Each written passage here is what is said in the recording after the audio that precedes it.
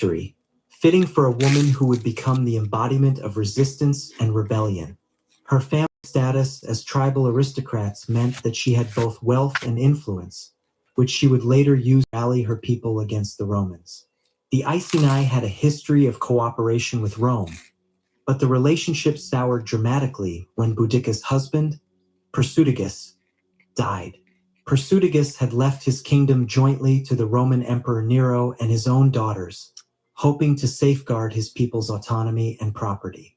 However, the Romans disregarded wishes, annexing the Iceni kingdom and seizing its wealth. Worse still, Boudicca was publicly humiliated, as she was flogged and her daughters were raped by Roman soldiers. This act of cruelty ignited the flame of rebellion in Boudicca, leading to the famous revolt that would become her legacy. While much of the historical record focuses on her military leadership, there is another side to Boudicca that is often overlooked: her potential role as a spiritual leader, possibly a witch or a figure connected to the divine, in the Celtic tradition. The Celtic connection to spirituality and witchcraft, the Celts, including the Britons, had a rich spiritual and magical tradition. Druids, the priestly class among the Celts, were responsible for the spiritual and magical affairs of the tribes. They were believed to possess great wisdom, knowledge of the natural world, and the ability to communicate with the gods. They performed rituals, made prophecies, and acted as mediators between the mortal realm and the divine. While there is no direct evidence that Boudicca herself was a druidess or a formal witch, it is highly likely that she was closely connected to the spiritual and religious practices of her people. Celtic leaders, especially queens like Boudicca, were often believed to have a special connection to the divine, with some even regarded as embodiments of gods or goddesses.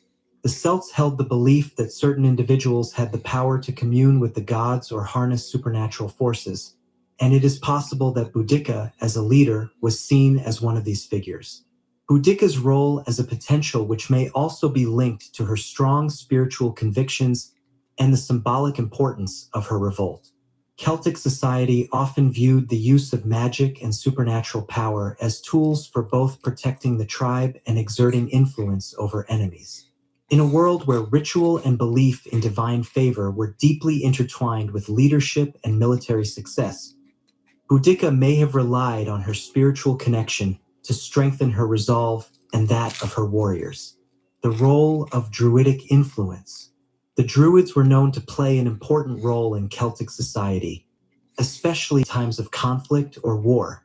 They were not only spiritual leaders, but also advisors to kings and queens.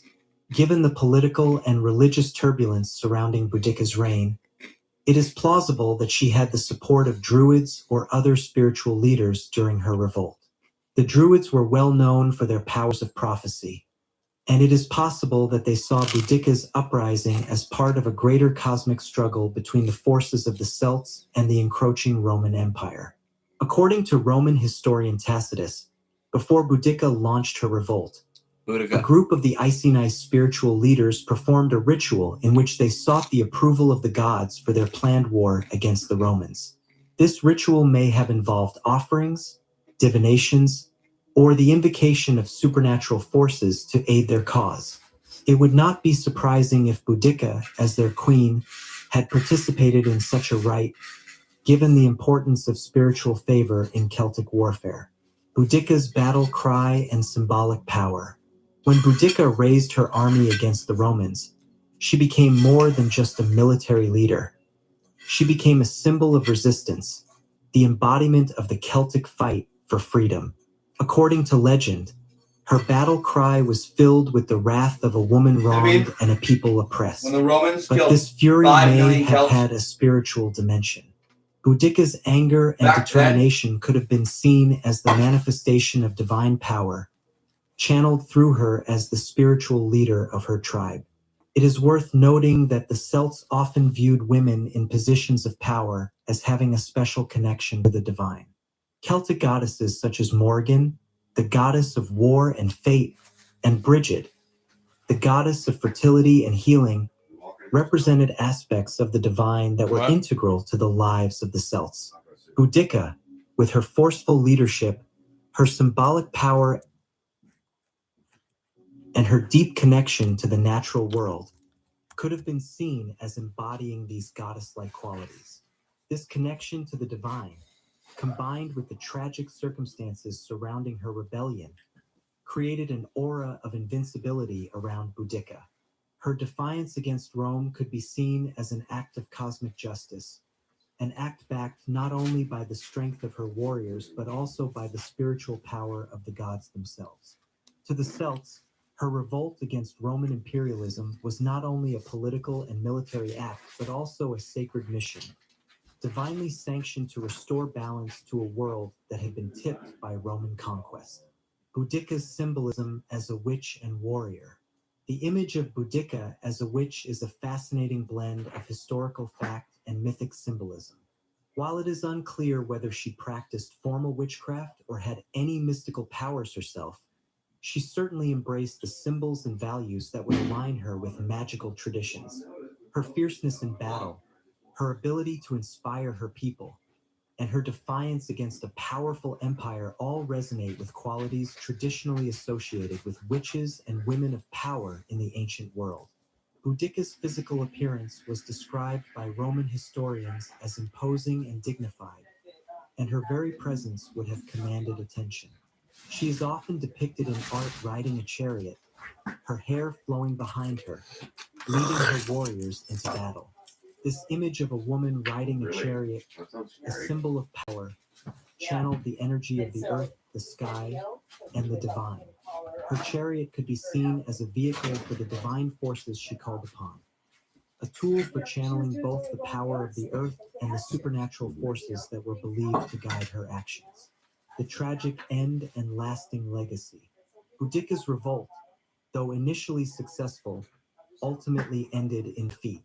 The Romans, under General Suetonius, crushed her army, and Boudica died shortly thereafter, either by illness or suicide, according to different sources. Despite the tragic end to her military campaign, Boudica's legacy has endured. She became a symbol of resistance, and her story has inspired countless generations, particularly in times of political oppression. Boudica's role as a warrior queen and potential which highlights the complexities of Celtic women in ancient times. She was not only a political leader, but also a figure who embodied the spiritual and mystical traditions of her people. In the face of overwhelming odds, Boudica's rebellion was an act of defiance not just against the Romans, but also against a patriarchal world that sought to suppress the power of women. In modern times, Boudica has become a feminist icon and a symbol of both personal and collective empowerment. Her strength, both in battle and in spirit, speaks to the enduring power of the mystical and the feminine in the face of tyranny. The image of the witch is a complex and multifaceted one, shaped by centuries of superstition, religious doctrine, and cultural conflict. Witches were perceived in various ways throughout the Middle Ages, sometimes viewed as healers and wise women, other times feared as agents of malevolent supernatural forces. The medieval period, spanning roughly from the 5th to the 15th century, is really good witnessed right now, the growing influence of Christianity, which led to the increasing vilification of witchcraft. So this same channel, this one's While really medieval good. witches often practiced folk magic, Really like divination, and healing, they were also targeted during some of the most intense witch hunts and trials in European history. This article explores the role of witches in medieval Europe, the beliefs surrounding them, and the consequences of their persecution. The roots of witchcraft in medieval Europe. Witchcraft in medieval Europe was deeply rooted in the earlier traditions of the ancient world. The early Christian church had inherited many pagan practices from Roman, Greek, and Celtic societies, where magic, divination, and communication with the spiritual world were common. However, as Christianity spread across Europe, many of these pagan beliefs were demonized and reinterpreted within a Christian framework. Magic, once seen as a neutral or even beneficial force, became associated with heresy, the devil, and evil. While the Christian Church initially tolerated some forms of magic, particularly healing rituals and the use of amulets, the increasing religious fervor in the Middle Ages brought about a more zealous attitude toward the supernatural. The Church began to view witchcraft as a direct threat to its authority and teachings. Witches were seen not only as practitioners of magic, but also as individuals.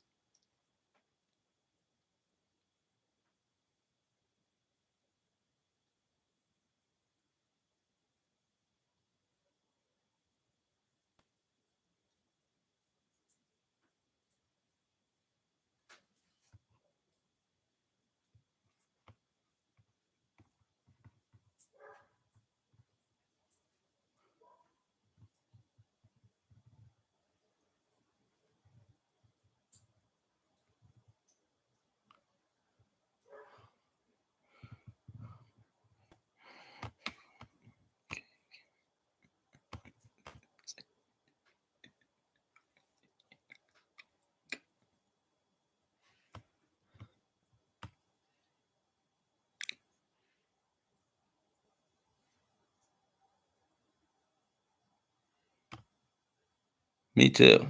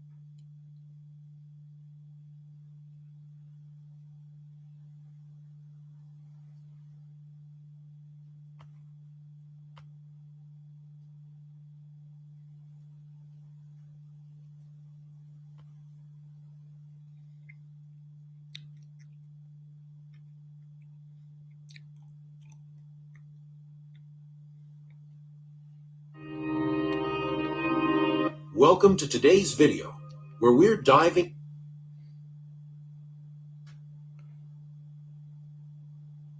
possible.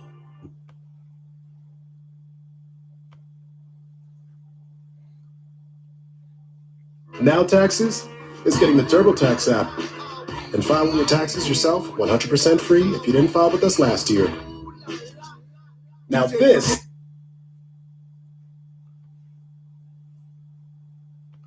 Possible, no matter how dire the Now Taxes is getting the TurboTax app and filing your taxes yourself 100% free if you didn't file with us last year. Now this is tax.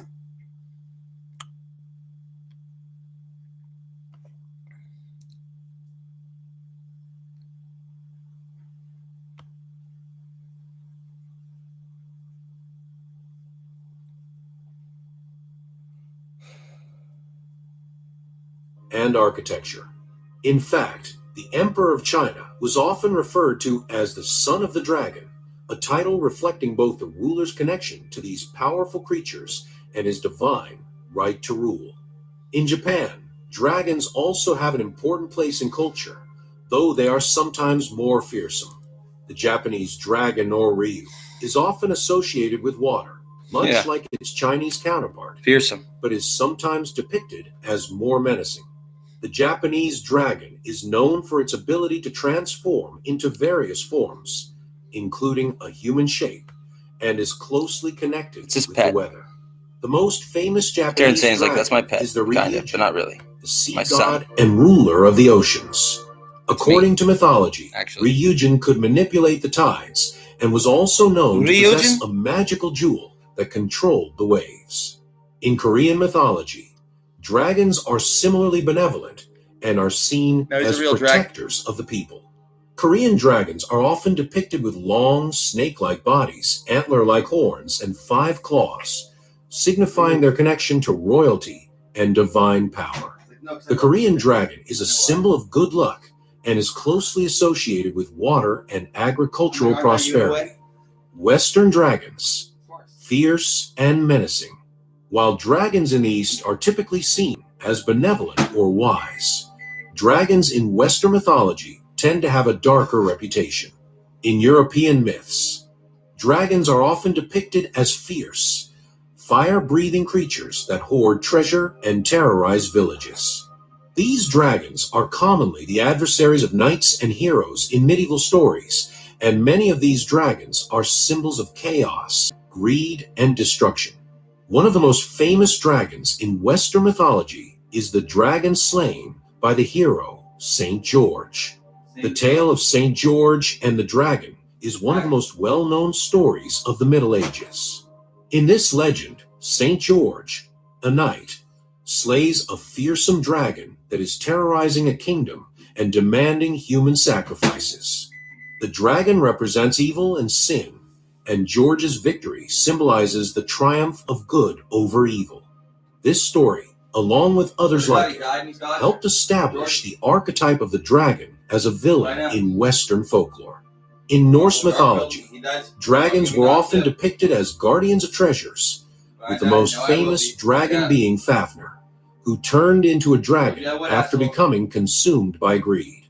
Fafnir was slain by the hero Sigurd, who stole the treasure that the dragon was guarding.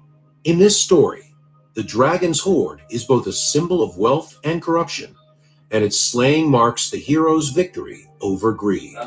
Similarly, in Arthurian legend, the WIRM, or dragon, appears as a foe to be defeated by knights and heroes, representing the obstacles that must be overcome in the quest for glory and honor. Dragons in the modern world. In modern times, dragons continue to appear in a variety of forms, from fantasy literature and movies to video games and comic books. In contemporary pop culture, dragons are often portrayed as powerful, sometimes wise, and often misunderstood creatures. For example, in J.R.R. Tolkien's The Hobbit, the dragon Smaug hoards a treasure beneath the lonely mountain. While Smaug is a villain, his character is portrayed with a complex personality, reflecting both intelligence and greed. The dragon's ability to speak and manipulate others is a departure from the traditional monstrous dragon of earlier myths. The Game of Thrones series, based on George R.R. Martin's A Song of Ice and Fire novels, has also made dragons a central part of modern pop culture. In the series, dragons are majestic, powerful, and linked to the protagonist's journey to reclaim the Iron Throne.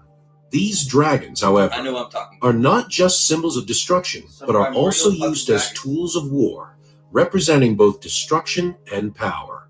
In addition, dragons have become a favorite subject in fantasy literature, appearing in the works of authors like C.S. Lewis, Christopher Paolini, and Anne McCaffrey.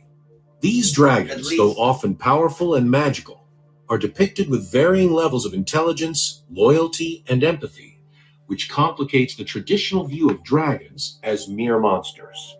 Symbolism of dragons.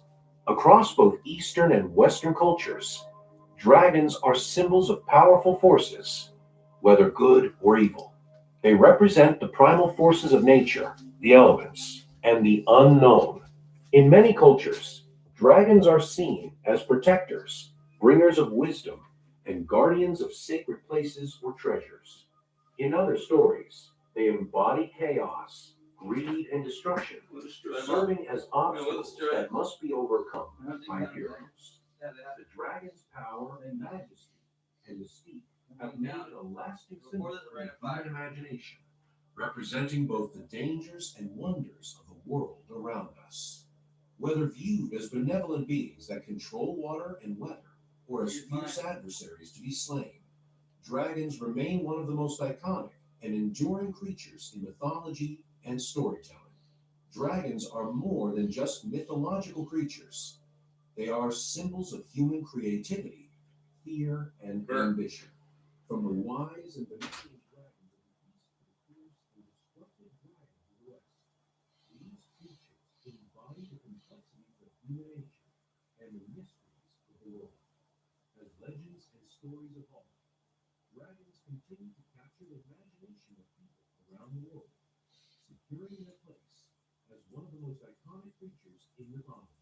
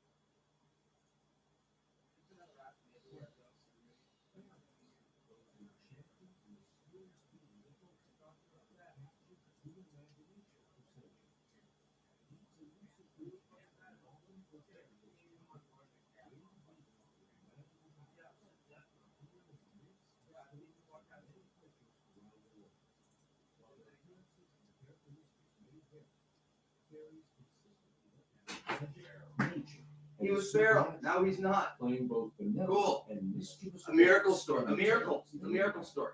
Origins of fairies in And you're an asshole. and folklore. The origins of Dude, you're kind of a cunt bitch. Shut up, dude. ancient belief systems, with their earliest